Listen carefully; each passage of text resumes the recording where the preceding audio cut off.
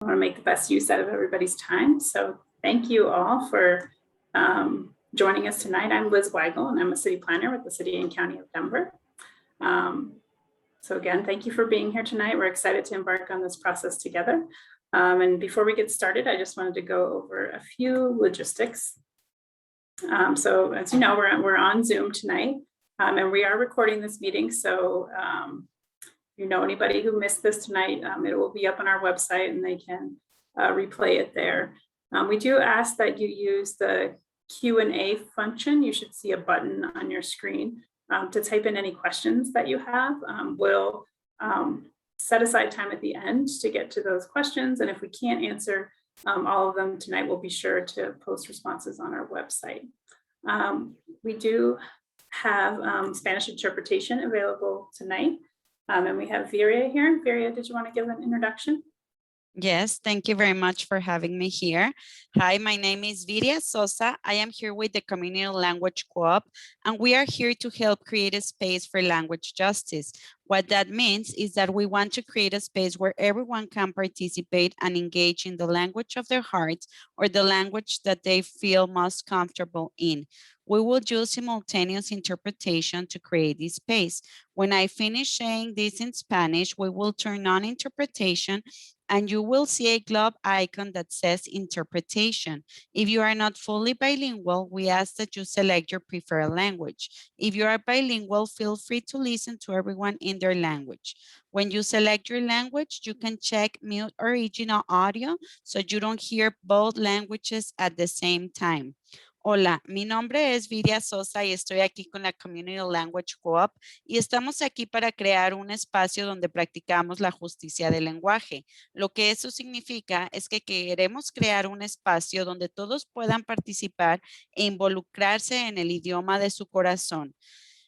Usaremos la interpretación simultánea para crear este espacio. Cuando termine de decir esto, activaremos la interpretación y verá un icono de globo que dice interpretación. Si no es completamente bilingüe, le pedimos que seleccione su idioma preferido. Si es bilingüe, puede escuchar a todos en su idioma. Cuando seleccione su idioma, puede hacer clic en silenciar el audio original para que no escuches ambos idiomas al mismo tiempo. Thank you very much. I will go ahead and turn on interpretation. Thank you, Viria. And one other note I wanted to mention that we are going to be doing some interactive polling, so asking you some questions tonight, and I'll explain that as we get through further into the meeting, but just a heads up on that. So before we get started, I wanted to invite Councilwoman Sandoval to give some introductory remarks. Councilwoman? Hi, everyone. I'm on my iPad, so I can't see if you all can see me, but I hope that you can. I just want to say thank you for joining us this evening. I wish that we could be doing this at an elementary school, or we could be doing this in person. But although we are not, we all have learned to pivot during this pandemic. And so I welcome all of you. I can't wait to hear your ideas, and I welcome thoughts. And I'm super excited to start this endeavor. And this will be hopefully just one of many community meetings that we have, because as we know, we are doing this plan for the next 7 generations, not just us right now. We're building this plan, what I think of for my kids and my kids' kids. So thank you all. And I look forward to listening to you. Thank you, Liz. Thank you, Councilwoman. So as again, thank you to everybody for joining. This is our agenda for this evening, and we'll try to make the best use of your time. We'll do some brief introductions of our planning team, and then I'll provide an overview of how we plan in the city, and specifically spend some time about the New Northwest Plan process. You know, what the steps are, how long it will take, and how we hope to get the community engaged in the process. We'll also be asking everyone some questions throughout, and we'll have a Q&A at the end. If you have any questions at any point, again, please use that Q&A button, and we'll be sure to get to those. And any we can't answer live, we will be sure to get back to you after the meeting. So with that, I wanted again to introduce our planning team. As I mentioned, I'm Liz Weigel, and I'm a senior city planner and the project manager for the area plan. I'm really thrilled to be working on this plan, as I think these are some of the best neighborhoods in Denver, and I'm excited to get to know all of you throughout the process. Our city team includes Ella Stevie and Edson Ibanez, who I'll let introduce themselves. Ella, did you want to jump in? Sure, yeah. I'm Ella Stevie. I am a senior city planner with community planning and development, and I will be one of the staff members who is on the team working on this area plan. So I also love this area of Denver. I'm really excited to work on this plan, and can't wait to hear all of your thoughts and ideas over the course of this process. So thank you. Edson? Buenas tardes. Good afternoon, everyone. My name is Edson Ibanez, and I'm Associate City Planner here working with the team. Really excited to be a part on community engagement and just overall help the team in any capacity that Liz might need. Great, thank you both. We do have some of the Council District 1 staff on as well. If any of you wanted to introduce yourselves, I'm happy to let you do so. Yeah, good evening, everybody. My name is Manny. I'm one of 3 aides in the District 1 office. I don't live in the area, but I'm super excited to see what we come up with as a group for the area and a vision for the future. Hey everyone, I'm Naomi. I am also an aide for Councilman Sandoval and equally excited for this process.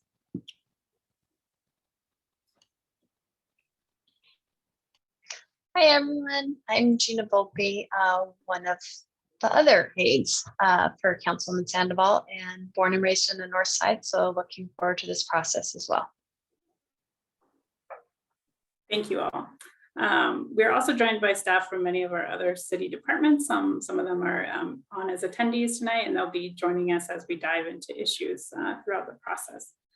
And we will also be supported by a consultant team who should be on board soon. They're undergoing our contracting process currently.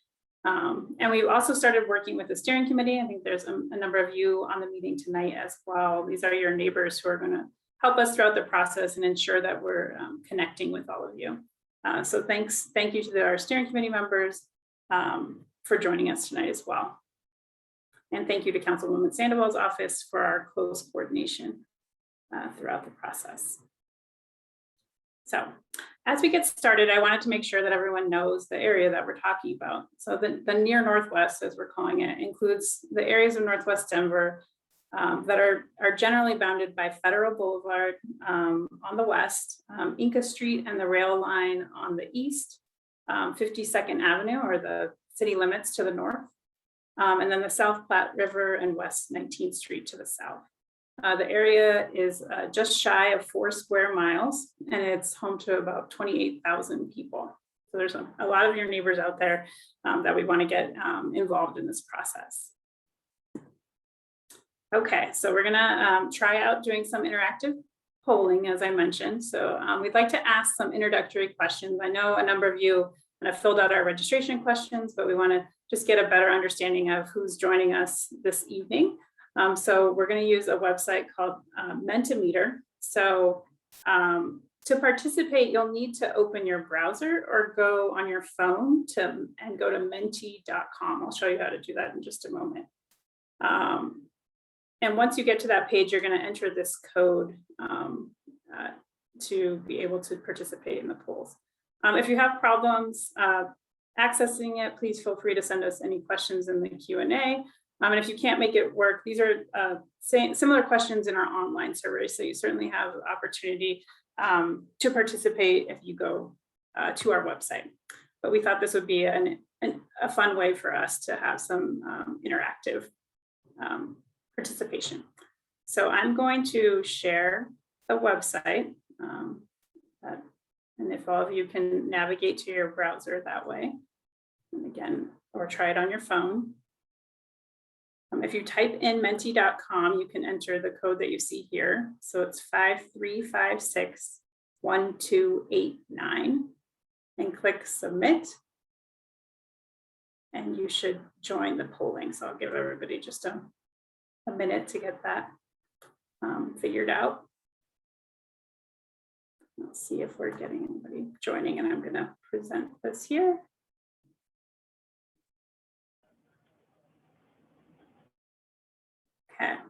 Seems like a few people have joined by the little heart joining at the bottom. So we're gonna, and if you get lost at any point at the top of the screen, you'll see that it has the website and the code again. That's how you can get to this polling website.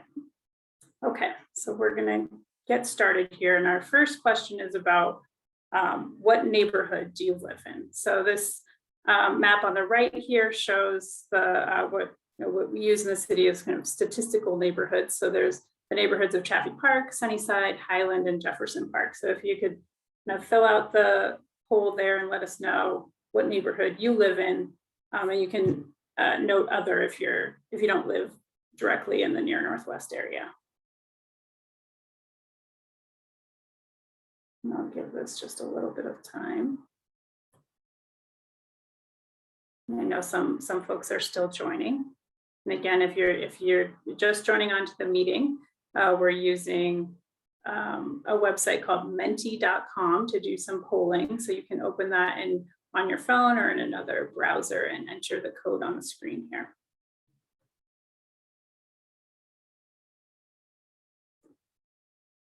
And I think Ella has put in the chat how you can get to that, and also by using a link.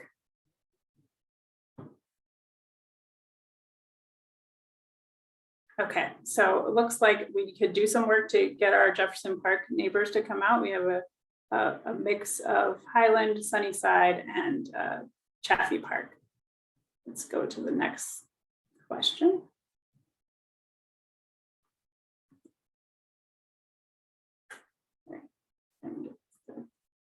Click through here.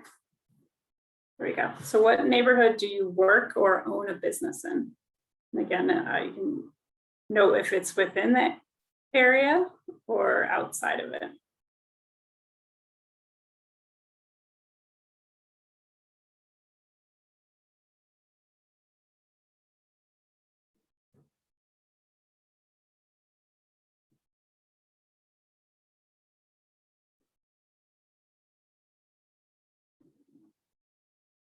Okay, so it looks like we've got the largest point being other, so people work outside of this area that they live in potentially. And then there's a good showing of people that are in the Highland neighborhood. So we'd like to know how effective some of our messaging is that we put out there about how people hear about a meeting. So this question here is about how you heard about the meeting tonight. And you can pick multiple answers for this one if you saw it in multiple places.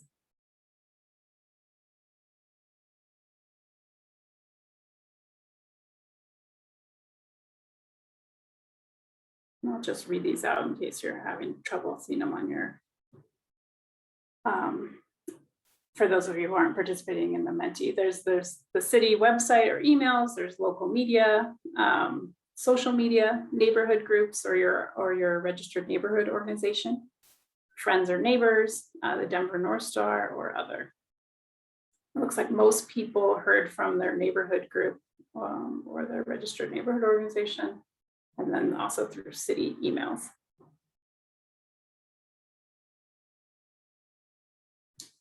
Okay, so we're gonna pause on this and we'll go back to it.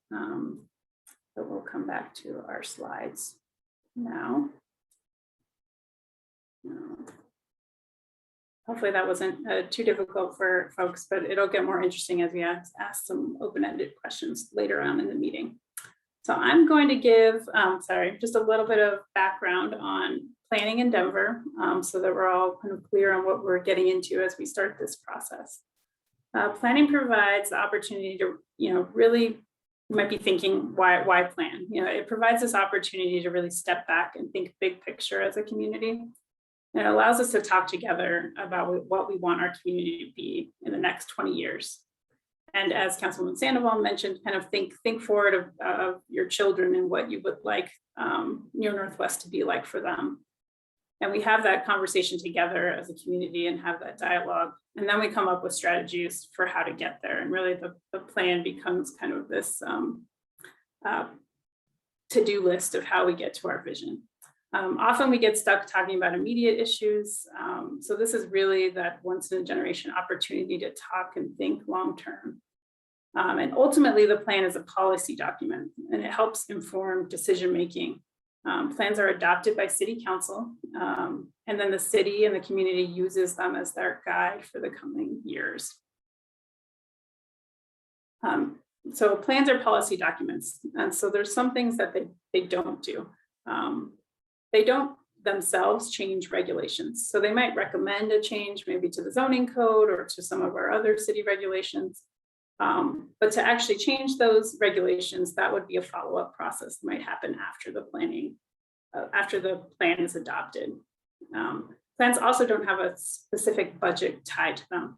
As I mentioned, this is a long-term process. So the plan may make a recommendation for a specific project, but the funding for that project would be considered in budget cycles as the city does their annual budgeting.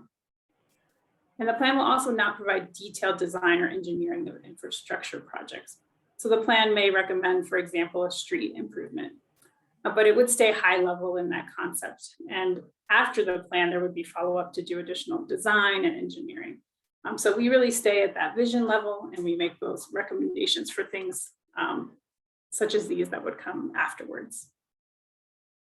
So on that point, so once the plan is adopted, there's the steps that follow. So this can include changing regulations to implement the plan. It could be allocating funding towards a particular project. A number of previous neighborhood plan recommendations wound up in our general obligation bond requests. So that's a way that we can seek out funding. Or maybe that we're start working with partners outside the city to achieve plan recommendation, and that can be our community organizations or other entities such as Denver Public Schools. So in Denver, we have plans at a variety of scales, which is shown on this graphic here. At the top of the umbrella is our comprehensive plan, which was recently updated in 2019. The comprehensive plan includes a high-level vision and goals that tie together all of the city's plans and policies. It's organized, you can see this little graphics here, under a series of vision elements that we'll talk about through this process. And then underneath that, there are other citywide plans. Many of them focus on a single topic, such as parks, housing, or transportation. And these plans set broad policies for those topics at a citywide level. Neighborhood plans, like the Near Northwest plan, nest underneath these citywide plans. And they provide the opportunity to look at how our citywide goals can be applied at a smaller scale. And they combine many topics together. So our Near Northwest vision and policies will need to be consistent with citywide plans. And this will be an important part of our community discussion during the planning process. I will go into a bit of detail about Blueprint Denver, which is our city's land use and transportation plan that many of you are probably familiar with. The plan includes 3 core elements that we'll think about as we work on the Near Northwest plan. Blueprint envisions a city that is equitable, one that has complete neighborhoods and networks, and one that is evolving. As we work through this process, we'll be asking about how Near Northwest can help support these goals and what it looks like within our neighborhoods. Liz, sorry, I'm going to just jump in really quickly. Yeah. I think earlier you were a little bit quiet. You have gotten louder. We did get one comment. Oh, so I just wanted to apologize. say, no, that's okay. You've been louder since then. So I just wanted to say to anyone who is, the person who said that or anyone else who agrees, can you just send it again if you're having the issue ongoing? Thank you. And sorry, Liz, to interrupt. Oh, no, thank you. I wouldn't want to get too far into the presentation if folks aren't hearing me. So I'll try to speak more loudly. I'm talking about Blueprint Denver. The first concept is equity. So Blueprint defines equity as meaning that everyone, regardless of who they are or where they're from, has the opportunity to thrive. So when you have equity, a person's identity does not determine their outcome. And Blueprint includes 3 concepts to measure equity. These include increasing access to opportunity, reducing vulnerability to displacement, and expanding housing and jobs diversity. In the Near Northwest process, we will look for strategies for how we can address these concepts and improve equity in Near Northwest. So for example, key policies that could integrate equity into this plan might look something like integrating more community services or daily amenities into a neighborhood, or ensuring that we have affordable and diverse housing options in our neighborhoods.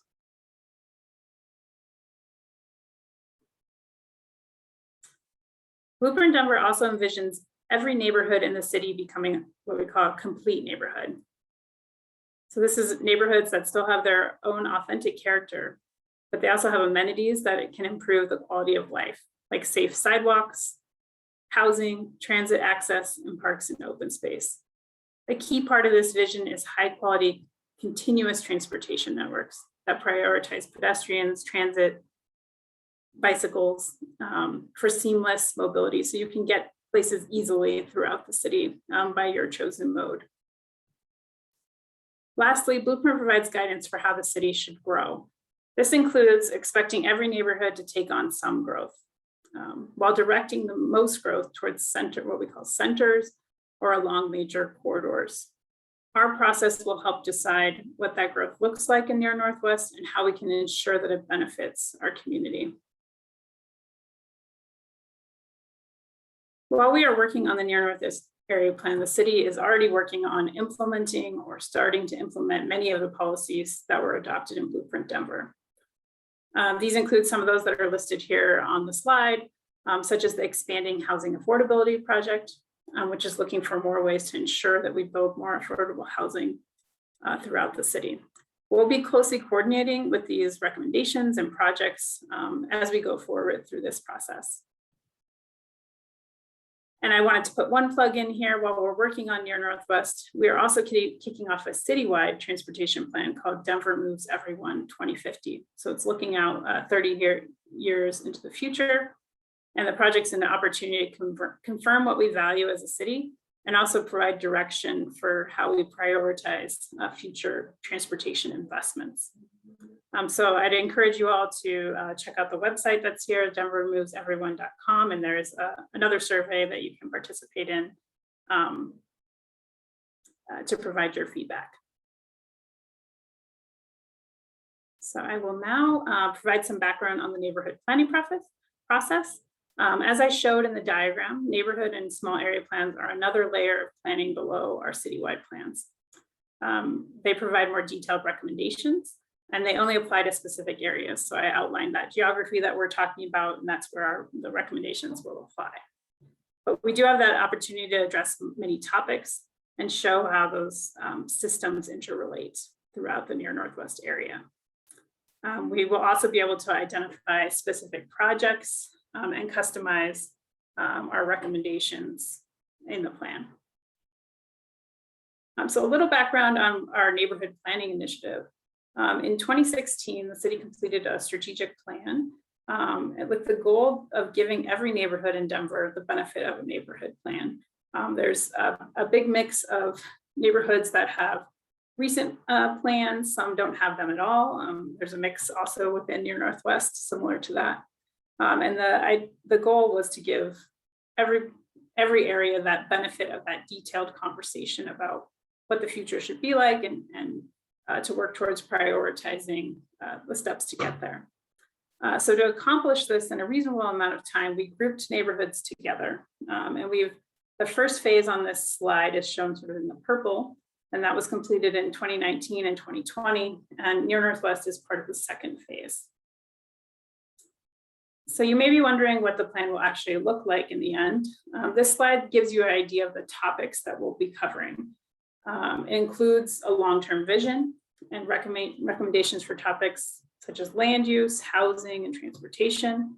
We'll have a section for each neighborhood with their unique recommendations, and we'll also recommend priorities for implementation. We'll leave room in the process to allow for focused topics to come up and be decided with the community. This might be a key issue that we're hearing throughout the process that we think we need to spend more time and dedicate more recommendations to, or it could be a key area that we discuss and say it's a particular corridor, or it's a neighborhood commercial area that we want to give a little more attention to in the planning process. So we'll let some of that come up through this first phase of the plan and ultimately make its way into the policy document. So this slide shows an overview of the planning process, which we expect it to be about 18 to 24 months. We're in the first phase here, which is really, think of it as the listening phase. We want to hear from the community about what's working well, what's not working well, what your hopes are for the future. And after this first phase, we'll work with you to craft a vision and start to outline and refine the recommendations or the strategies that get us towards that vision. We'll have community engagement throughout. We'll work towards a draft plan that will ultimately be brought forward to City Council for adoption. So it's an iterative process where we'll have draft recommendations that we get feedback on, and we'll continue to refine those towards a plan. So as I mentioned, this is the first phase. So these are the types of things that we're looking to hear in this part of the plan. Understanding what the community likes about the area, what they'd like to see preserved in the future, what their goals are for the future, what issues are already need improvement. And we want to hear from all of you about those things. We also want to confirm our engagement strategy. So talk about how we're going about reaching out to folks and getting them involved in the process, and get your feedback on how to do that and how to make sure we really engage with your neighbors. So we're going to try to go back to Menti now. So if everyone can, if you still have that open, you can click back to it. If you don't, again, this is, you can do this on your phone, or you can do it in a separate browser. Type in menti.com and enter this code 5356. And again, if you're not able to do this, feel free to type it in the Q&A, or you can also take our online survey that has similar questions. So I'm going to jump over to that.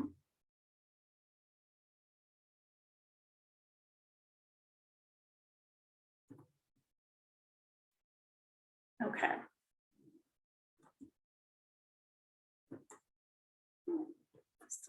There we go.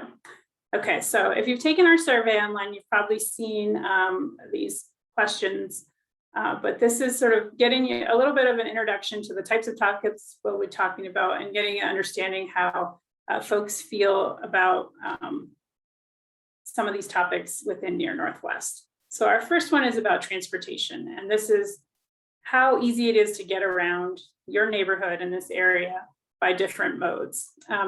You do have the option of skipping one. So if you don't feel like you know how, you haven't tried taking an electric scooter or whatever it is, you don't feel that you have to respond to each of these, but just get a sense of, is it very difficult? Is it very easy to get around the neighborhood by walking or rolling? So you could think of a stroller or a wheelchair, bicycle, bus or light rail, scooter or vehicle.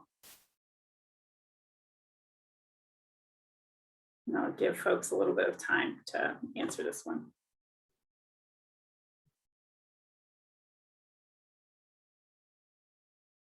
And again, if you're just joining us late, you can access this through menti.com and use the code 53561289.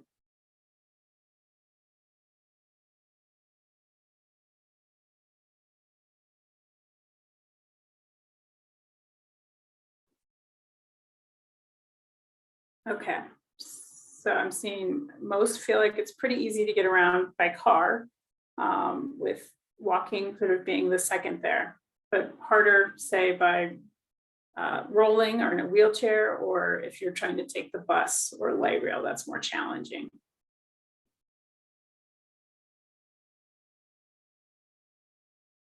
See a few more adding on, so I'm just giving it another few seconds here.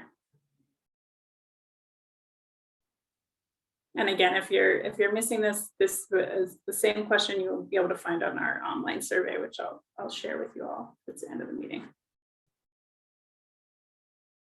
Okay, I'm gonna skip ahead here. So this one is about housing options. And again, you can answer those that you feel comfortable answering, but the question is, how good are housing options for each of the following groups? And these are just residents that we might be wanting to serve with housing options. So there's families, there's those that are 65 and older, residents with lower incomes, residents with a disability, and young professionals, so some that may be wanting to, have a smaller apartment or something of that sort.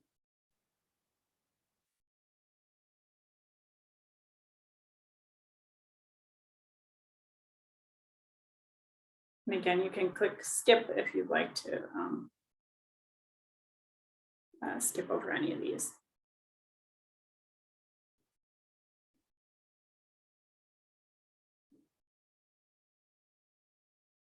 And we will use this together with our online survey information to group together all of the feedback that we're receiving, and we will share this on our website. Just if you're wondering how we're going to use this information. Okay, so it looks like we are saying, hearing that the best options are maybe for young professionals and families, and then less great options for residents with lower incomes and residents that maybe have a disability. To our next question. So this one is around our parks and open spaces or our recreation centers. And so thinking through how well they maybe meet your needs. And we've grouped that into three categories here. One being exercising or being physically active. So do you have good options for that? Another being close to nature, green space or water. And the third being places to gather with friends or family. You can go ahead and rate those. And again, you have the option of skipping if you don't want to answer any of these particular questions.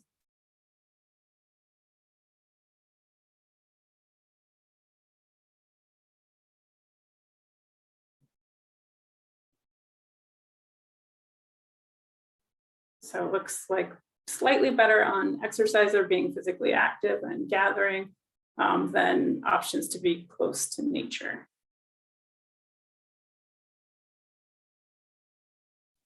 Jump to the next one. So this one is about businesses in your Northwest. So think about whether you are able to accomplish and do the things that you'd like to do on a daily basis with the businesses in your Northwest, or if you wind up leaving the area to do some of your shopping or to access some of the services that you need. So just rate this here on whether they meet your needs very well or not so well.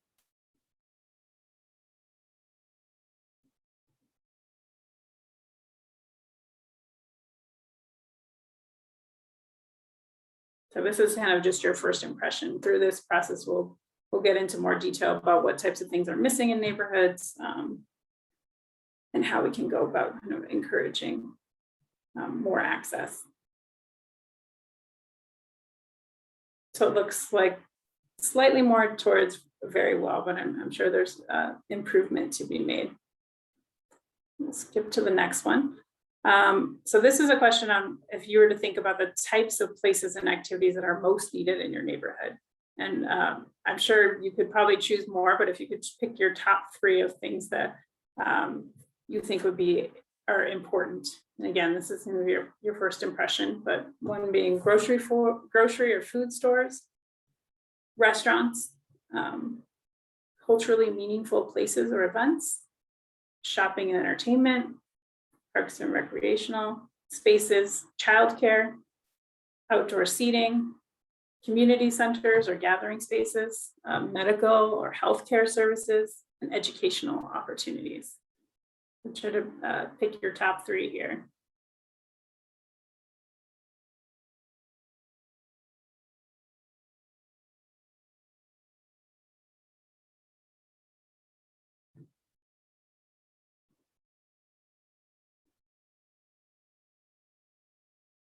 So grocery stores leading, more park or recreation spaces, outdoor seating and plazas, and culturally meaningful places and events. So that seems a good mix. It's like we're doing well on restaurants just based on this feedback. But again, if you have more to say on some of this, I'd encourage you all to take the survey where we're asking more details on these. I'm going to skip ahead. So now this is much more open-ended. So we want to just hear from you all. And if you take the online survey, you have the opportunity to also kind of drop a pin on a map. But if you were to think about, and I think you have 3 options here, just what you like most about your neighborhood now, and you can type that in. So what are the things, like if you were to go in the future, you want to make sure are preserved and celebrated in your Northwest? You can type in a few weird words there and hit submit, and this will start to populate.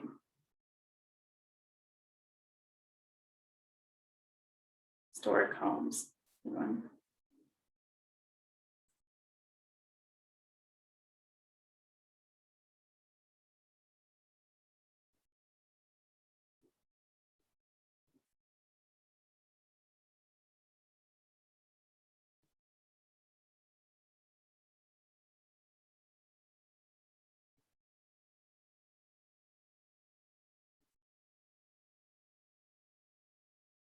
So it seems like historic and walkable are both popping up. Also, the proximity to downtown.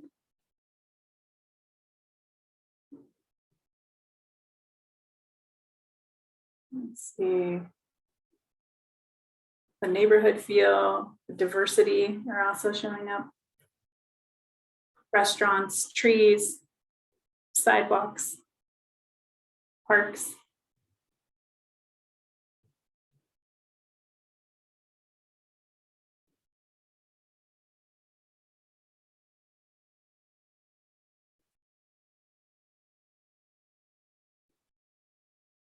So these kind of start to outline sort of the assets of the area and things that we might use to help describe our vision going forward. So how do we best preserve these aspects that people really see as important? I see community feel, more on diversity and local businesses.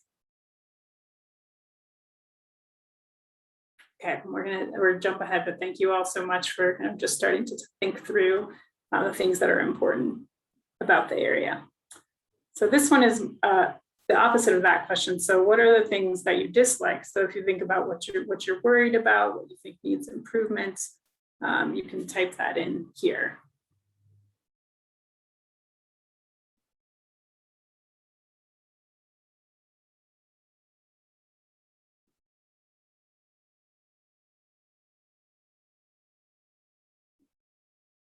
Gentrification.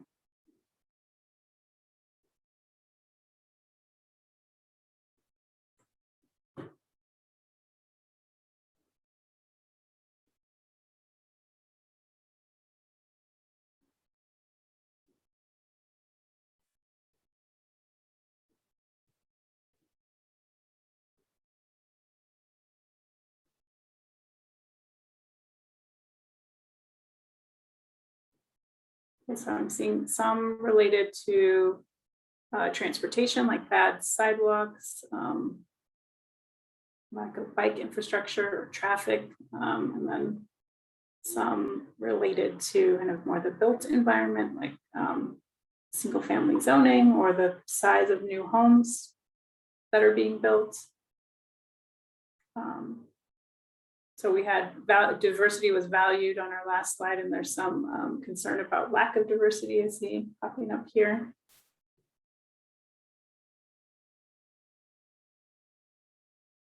Let's see, the Chaffee Park is disconnected. That's probably referring to the I-70 barrier.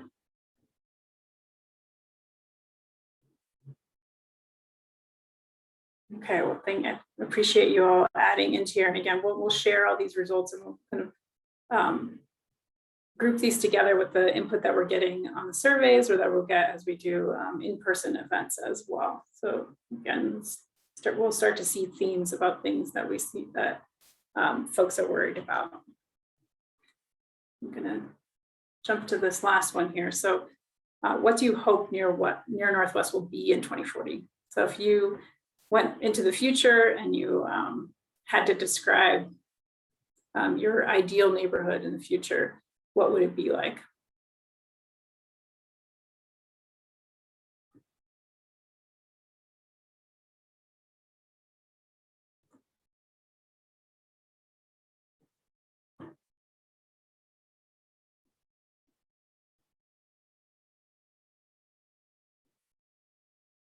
I see some related to the climate and the environment, breathable air. The diversity, again, is coming up here. And walkability and bikeability, affordable, seems to be getting a lot of comments.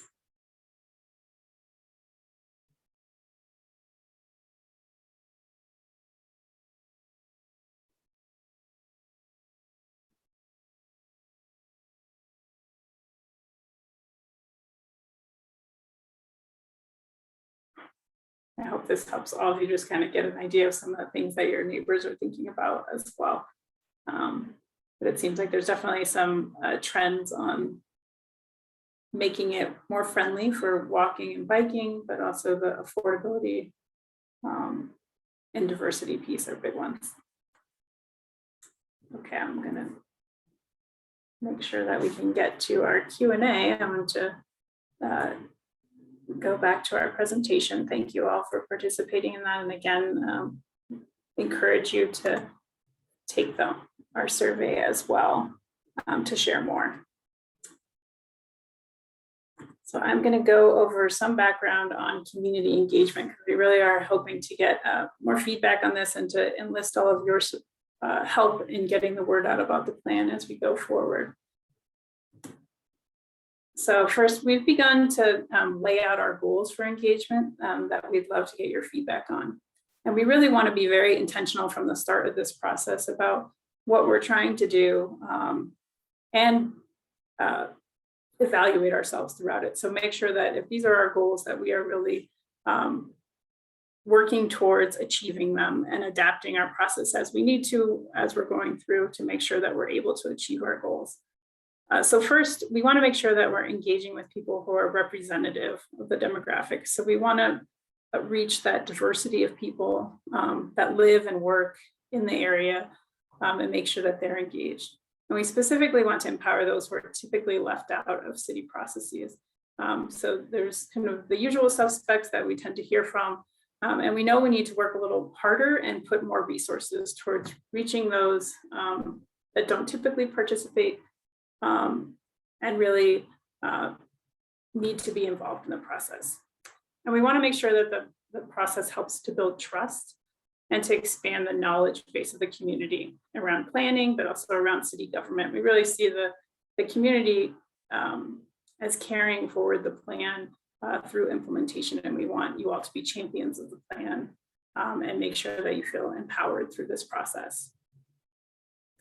So we've started to identify a list of underrepresented groups that we need to work harder at trying to reach during this process, as well as some ideas that you'll see on the slide for how to reach them. For example, we know that youth engagement is extremely important, especially when we're talking about the future and what it might be like for kids today. We've already started to work with Denver Montessori, and we're kind of working out ideas for how to really get youth engaged in this planning process. And we'd love to hear from all of you about what groups you feel are missing and what ideas you have about engaging these community members. We'll also have a number of tools that we'll be using to reach people. This includes offering many options so that people can pick what works best for them. But again, as I said, also putting in that extra effort to reach those underrepresented groups. This slide lists the types of tools that we'll use and includes traditional meetings, virtual meetings such as this one, but also surveys and in-person meetings, some of what we call pop-ups, which are events where we reach people where they already are. So like at a summer concert or at a community room in their apartment building.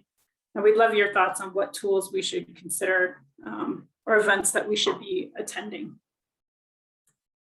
For the community kickoff, this virtual meeting is just one piece of that. And we're focused on providing a variety of options for folks to participate.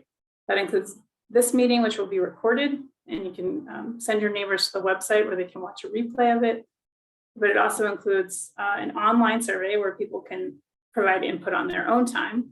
And we'll be at a number of community events in the next couple of months where we'll offer the opportunity to provide input in person. So you can come speak to us at these. We'll have similar types of questions and activities with maps where people can talk with us in person and they don't have to only participate online.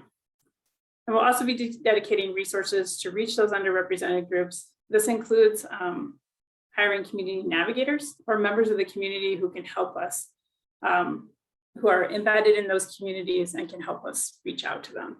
So if you know groups that we should reach out to, or if you are well connected, particularly to underrepresented groups, we'd love to hear from you and ask you to reach out to our team. Okay, last Menti, I swear, and then we're good to go on. We'll shift over to Q&A, but these are just a few questions on engagement, and we'd love to hear from all of you. So if you can, again, switch over to menti.com and enter this code. And again, if you want to put anything into the Q&A, if you're not joining on Menti, feel free to do that as well. Let me shift over there. There's just a couple questions here, and then we'll wrap up on the polling. So this one is a question about what you're most interested in. So if you think about things that you want to make sure that we talk about, we provide space for in this process, we'd like you to select your top 3 here, and this will help us get an idea about how we structure future meetings or focus groups, which would be called like a meeting that might focus on a particular topic. We just want to get your input here about things that you feel are most important.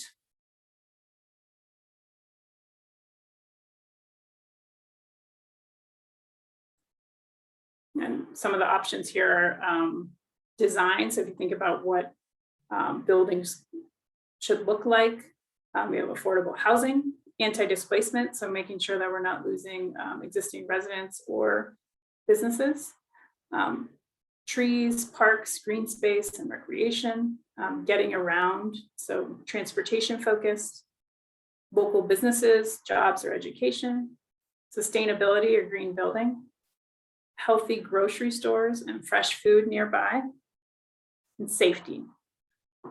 So for those who filled it out, it's seeing design is getting a lot of attention, and also transportation. And then close behind that is affordable housing and anti-displacement.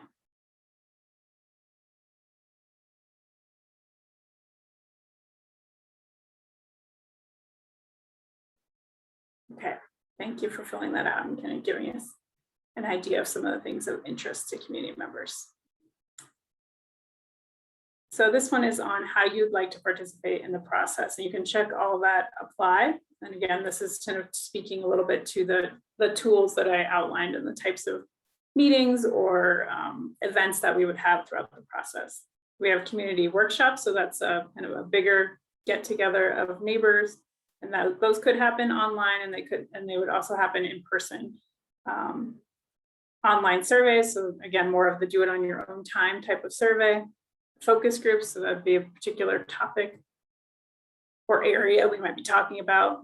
Office hours or one-on-one, so that's kind of giving time for you to come and talk with the planning team. Neighborhood meetings or events, so going to things that are already happening in the neighborhoods or having specific focus discussions around neighborhoods. And then a couple on just if you'd like to just receive updates. So there's email or social media. And we're also looking into trying to do text updates. So we were interested to see if folks would be interested in getting updates that way. Okay, so pretty good mix here with the community workshops getting the highest, then close behind the neighborhood meetings and online surveys. Okay, thank you for filling out that one. So last one is the more open-ended. So just your thoughts on how you would define successful engagement. So again, let's say we go 18 months, 2 years out, and this process is coming to an end. How would you describe a process that was successful? If someone were to ask you if engagement went well during this process. So just you can type in a few words here.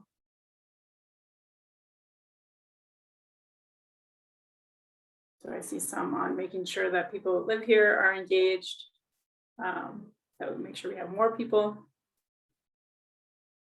And not necessarily just the loudest voices.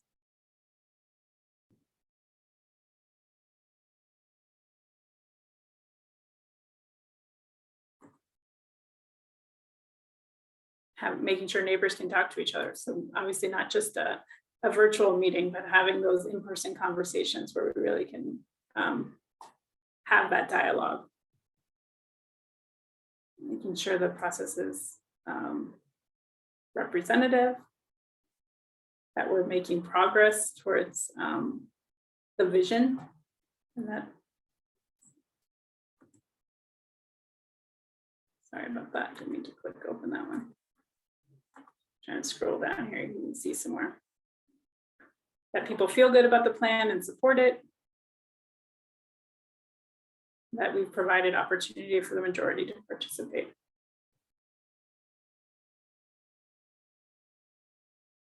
Okay, well, thank you all for starting to type these in. And again, we'll put these results up on our website. And this is something that we're asking in our surveys and our in-person meetings that we'll be having going forward as well. And I'm gonna click out of here. Back to the presentation. Okay, so we'll go to Q&A now, but I just wanted to direct you all first to our website if you haven't been to it yet. There is, it's at denvergov.org/near Northwest plan. And there's an opportunity on here to take the survey. And again, you can add more details, some of the questions that we asked tonight. And we have a map as well where you can drop pins on maybe things that you like or don't like. And if you want to provide more detail, we'd love all of that feedback as we get started. And please make sure that you share it with your neighbors as well.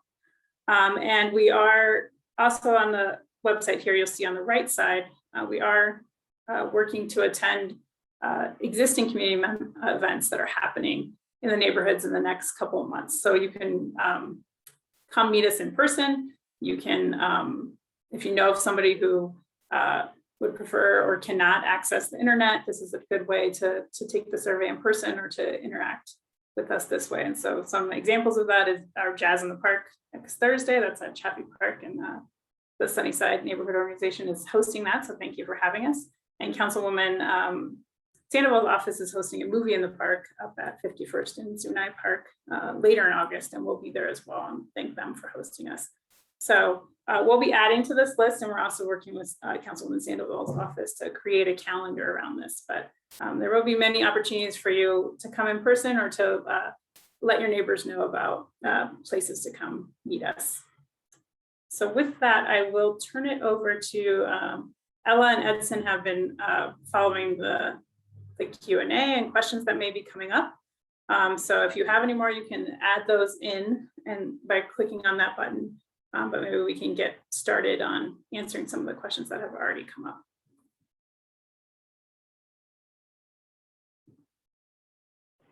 Let's see. Yeah, so Edson and I have been answering questions in the chat as we've gone along, but we've just got a couple come up. So let's see. Porsche, I believe is your name. Porsche Lovely had a question earlier about making sure that the outreach to the kind of traditionally hard to reach populations isn't based in technology and online. So I answered there that that the bulk of the outreach for those groups will be in person, that we're not depending on this kind of Zoom event for that. A follow-up question, how will those offline options just discussed be communicated? Liz, do you want to talk about that live? Sure, and thank you for that question. I think we recognize that online works very well for some folks, but there's a number of people who either don't hear about it or it's just not convenient or they don't have access to the internet. We need to have multiple options. We have been doing flyering of key businesses and locations throughout the neighborhoods, and we do include our phone number on that. So if there's people who want to reach out to us that way, they have that opportunity. And we did also do an advertisement. I'm hoping that some people saw it in the Denver North Star, which is a newspaper that goes out throughout the area. And we also included the phone number there as well. So there's some ways for people, if they really don't have access to the internet, that they can get in touch with us that way and find out about some of these events. But for those who maybe feel more comfortable, there's also the way, if they go to the website, they can find out about the event. And instead of taking the online survey, they're welcome to come and talk with us in person at some of these events themselves. And we're starting to work with some of our organizations in the area, like Denver Housing Authority is one example, but then schools, to look at ways that we can do more of that focused engagement from groups that we know that we traditionally have a hard time engaging in the process. So go where people are ready and don't rely on them to come to a particular event. That provided a little more background.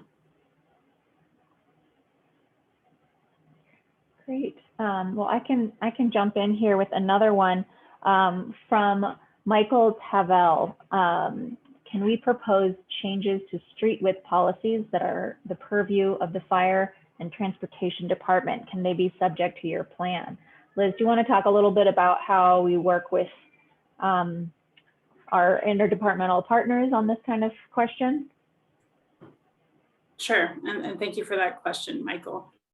Transportation and streets are certainly part of this planning process. And we do have, I mentioned at the beginning, you see Ella Edson and I on here from Community Planning and Development, but we really have a larger team with the city that includes our colleagues at Department of Transportation and Infrastructure that would be involved in this process. And really what we want to do is think about what's that big picture, like what are we trying to get to? It sounds like maybe you're thinking about making streets safer, or just talking through what the goal we're trying to get to is. And then those types of questions will be at the table as we talk about the strategies to get there. So that might be something that we suggest looking into or we talk about further. I did mention we won't get to the point of saying, here's a designed engineering project. So it won't be like this is the exact, we're ready to put the shovel in the ground project at the end of our process, but it would speak to, again, that goal we're trying to get to and how do we get there. And those types of suggestions are certainly on the table to be discussed during this process. Great. All right. So we have a question from Trupti, one of our steering committee members. What were the lessons learned from the East Area Plan that you adjusted for in this plan? Great. Thanks, Trupti, and thanks for being on as one of our steering committee members and helping us with events. So we've, as I mentioned, this is the second phase of the neighborhood planning initiative. So we have completed 3 plans to date, and the East Area Plan was one of them. And we learned a number of lessons throughout that process and throughout NPI and doing small area plans in process in general. And one of them being that we want to make sure that we get the word out early and that we make sure that we are providing those opportunities for engagement to happen. Some of what we heard in some of those processes are about people not hearing about the plan until it's pretty far into the process. So we're working hard now and asking all of you to kind of help us with getting that word out. And one of those things that we did, like I mentioned, was doing that ad in the Denver Star and hoping that every household sees that come through and sees that this process is going on. But we're working hard at the beginning to make sure that we give people the opportunity to get engaged, and particularly again that we're reaching those groups that sometimes we have a hard time getting engaged in the process. Another one is to try to get towards recommendations earlier. So sometimes that's when the real discussion starts, when we have kind of concrete ideas on the table that we want folks to react to. So we're in this process, in that timeline I showed you, we're trying to get to some initial ideas of recommendations earlier. So we're doing this listening part, but we'll try to get to those draft recommendations so we can get feedback and kind of have more back and forth on draft recommendations earlier in the process, so that we have the time to have more of that dialogue. And those are 2 examples of things that we learned. A third one I would say is tracking our engagement. So I mentioned we want to be clear about what we're trying to do with engagement, how we're trying to reach folks, and then be able to measure that and track it and adapt throughout the process. So if we don't find that we're hearing from certain groups, that we can identify that early and adapt our engagement to try to reach them.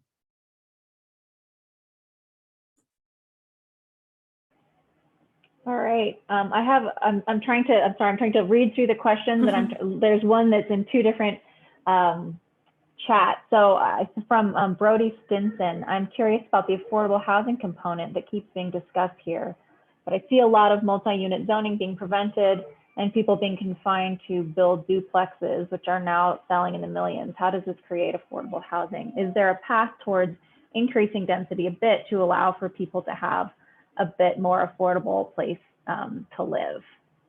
And then the follow-up down below is just a specific example of a very expensive duplex. So yeah, back to the question, is there a path towards increasing density a bit to allow for people to have a more affordable place to live? Thank you for that question, Brody. I think affordable housing, as we saw even on this call, was a top topic of residents, and it's something that's a major issue in the city in general, and I think it will be a conversation piece of or part of this process. I think I explained a little bit about Blueprint Denver, and it's something that as a city we are striving to make sure that we one, reduce that vulnerability to displacement. So if someone wants to stay in the neighborhood, we want to make sure we have ways that they're not being pushed out, and also providing that diversity of housing options. So I think you spoke a little bit to how maybe there's more of certain types of options that are not so affordable. And part of this process is to talk about how do we provide more of that diversity that actually is attainable for folks. And that might be talking about the physical land, like what physically are we allowing in terms of housing, like the duplex you gave an example of. And it's also the the programs and other things we're doing to help people stay in the neighborhood that might come along with that. So Blueprint Denver does speak to that all of our neighborhoods are changing, and there's some responsibility to take on some of that growth. And a key part of this process is to make sure that growth happens in a way that benefits the community and respects some of those community values we have. So we want to make sure that if growth happens, it's helping us meet some of those community goals that that you're speaking to. So that will be a part of our discussion, and thank you for raising that.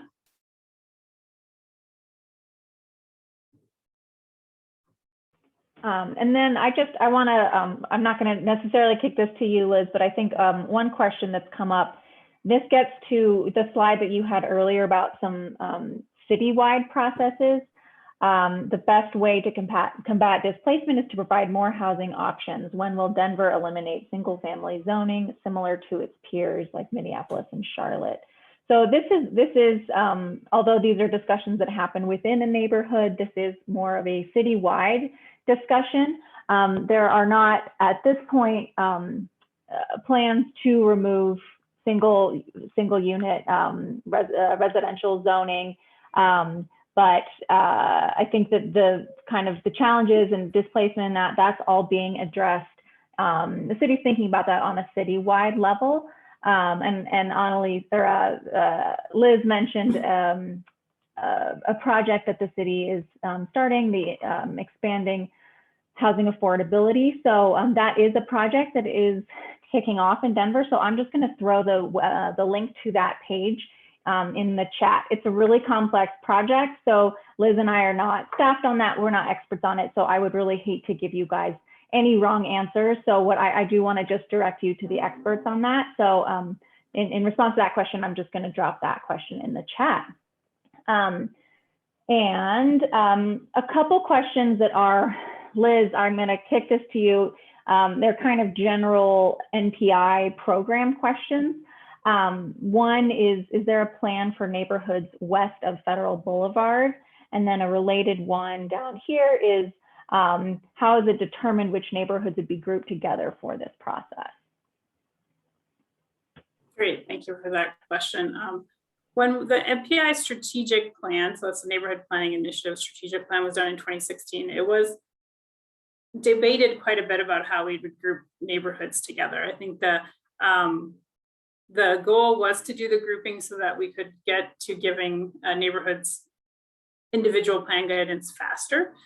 So we made some decisions about some of the shared infrastructure or shared geographies about neighborhoods to decide which neighborhoods go together. And, in the case of near Northwest, we have this proximity to downtown and the Federal Boulevard corridor that kind of ties these neighborhoods together.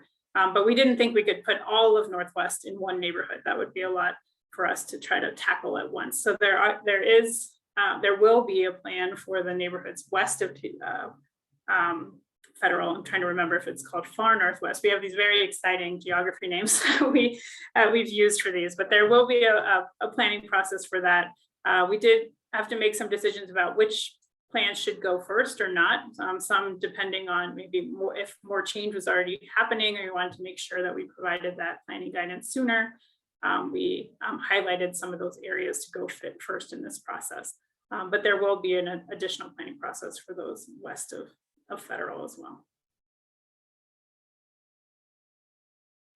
Thank you, Liz. Okay, let's see. So here's a question that this comes up a lot, these kinds of questions in these neighborhood planning processes. This is from Karen. When can you get the broken sewer line fixed in Jefferson Park? It is a danger to the children that play in the park. So that's a really good question. And, Liz and Edson and I, we work in community planning and development. What we're focused on is these kind of 20-year plans where we're talking about vision and policy recommendations. But we'd love to be able to help facilitate you being able to communicate that. So Liz, unless you know off the top of your head, that's just, again, city staff is a huge group of people. And that's a great question for us to follow up on after this and get back to you in something like a Q&A. So yeah, while I know it's a frustrating answer, I'd love to be able to just tell you what your steps are to do that. We do want to, help you connect. We know that it can be hard to navigate through the city. So stay tuned and we can follow up with that one. Yeah, I will just note on that. I think throughout this process, we will hear kind of the mix of the longer term issues and obviously the things that are front and center. And we do try to facilitate some of that discussions or getting people connected with the right departments that can deal with some of these immediate things that are coming up. So I think most of you probably know about using 311 if there's really something that you want to have addressed and you want to get connected. That's a good resource. But we also can help with that throughout this process because we know it's not just about the long term, but there's immediate concerns that maybe you'd like to get connected with someone to talk about. So we can help facilitate that. And then I'm seeing another question here. So homeowners can act as their own GC, I'm assuming that's general contractor, for work on their home, but not on an ADU, which is an accessory dwelling unit, which makes ADUs unaffordable for many. Is anyone in the city considering changing this so that homeowners can be their own general contractor for ADUs built on their primary residence? So I was recently in a town hall about this, about ADUs, and this question did come up, and our zoning administrator had what I thought was a really good answer. It's just a really good point that building an ADU is building a very complex structure that humans live in. And so we definitely want to make sure that our codes are not creating unnecessary barriers that make things more costly. However, we also have to make sure that they are safe. And so building a two-story structure that people live in is something that does require significant expertise. And so that's why constructing something like that from scratch is not something that, somebody who can assemble IKEA furniture easily is allowed to go do. So I totally understand the challenge with that, but safety is really the driver to why the code is the way that it is. So I'm not aware of any changes to that being contemplated.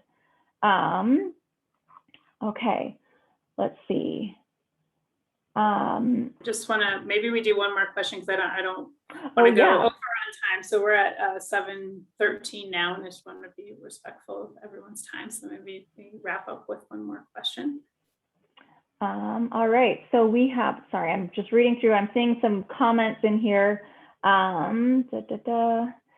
Let's see, so this is similar, Liz, to the previous one about, you know, if we can, how working with Department of Transportation and Infrastructure on the kind of specific design changes. So this is, Clay Street has become a thoroughfare with lots of fast moving traffic. Can you look into speed bumps on Clay in Sunnyside? So this, I think, would be the same response that Liz gave before, that we do work with Dottie to contemplate this, these kinds of things. And then again, this is the kickoff meeting. This is a really high level look at what's ahead. There will be a lot of opportunity to dive more deeply into these specific questions as we go through the process and look really closely at particular topics like transportation.